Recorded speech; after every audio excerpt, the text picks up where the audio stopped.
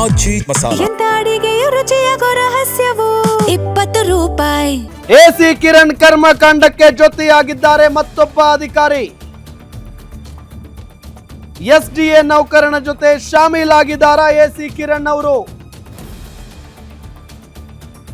ನೋಡಿ, ಎಸಿ ಕಿರಣ್ ಕರ್ಮಕಾಂಡಕ್ಕೆ ಮತ್ತೊಬ್ಬ ಅಧಿಕಾರಿ ಜೊತೆಯಾಗಿರುವುದು. ಎಸ್ಡಿಎ ನೌಕರನ ಜೊತೆ ಎಸಿ ಕಿರಣ್ ಶಾಮೀಲಾಗಿದ್ದಾರಾ? ಎಸಿ ಕಿರಣ್ ಜೊತೆ ಕೈ ಜೋಡಿಸಿರೋ ಆ ಎಸ್ಡಿಎ ಯಾರು ಗೊತ್ತಾ? ಆ ಎಸ್ಡಿಎ ಕರ್ಮಕಾಂಡವು ಬಯಲು ಮಾಡುತ್ತೆ ನಿಮ್ಮ ಗ್ಯಾರಂಟಿ ನ್ಯೂಸ್. ವಿಡಿಯೋ ಆಡಿಯೋ ಸಮೇತ ಬಯಲು ಮಾಡಲಿದೆ ನಿಮ್ಮ ಗ್ಯಾರಂಟಿ ನ್ಯೂಸ್.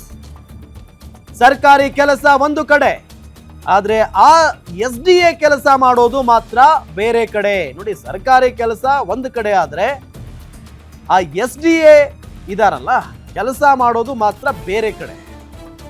ಎಸಿ ಕಿರಣ್ ಜೊತೆ ಪ್ರೈವೇಟ್ ಕೆಲಸ ಮಾಡೋ ಆ ಎಸ್ಡಿಎ ನೌಕರ ಯಾರು ಗೊತ್ತಾ? ಆ ಎಸ್ಡಿಎ ನೌಕರ ಎಸಿ ಕಿರಣ್ ಜೊತೆ ಸಂಬಂಧ ಏನು? ಪಾರ್ಟ್ 2 ನಲ್ಲಿ ಬಯಲು ಮಾಡಲಿದೆ ಗ್ಯಾರಂಟಿ ನ್ಯೂಸ್.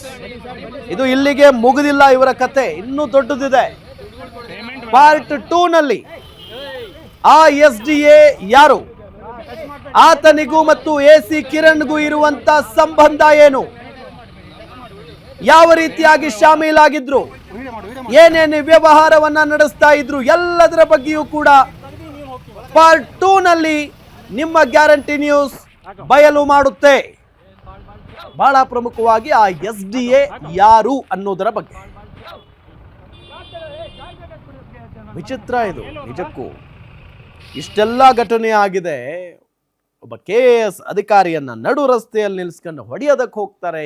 ಏನು ನಿನ್ನ ಬಾಳು ಅಂತ ಕೇಳ್ತಾರೆ, ವಿಡಿಯೋ ಮಾಡುವಂತ ವಿಡಿಯೋ ಮಾಡಿಸ್ಕೊಳ್ತಾರೆ ಅವರೇ. ಅಂದ್ರೆ ಬಹಳ ಸ್ಪಷ್ಟ, ಇಲ್ಲಿ ಎಸಿ ಏನೋ ಕರ್ಮಕಾಂಡವನ್ನಂತೂ ಮಾಡ್ಕೊಂಡಿದ್ದಾರೆ ಅಂತ ಹೇಳಿ.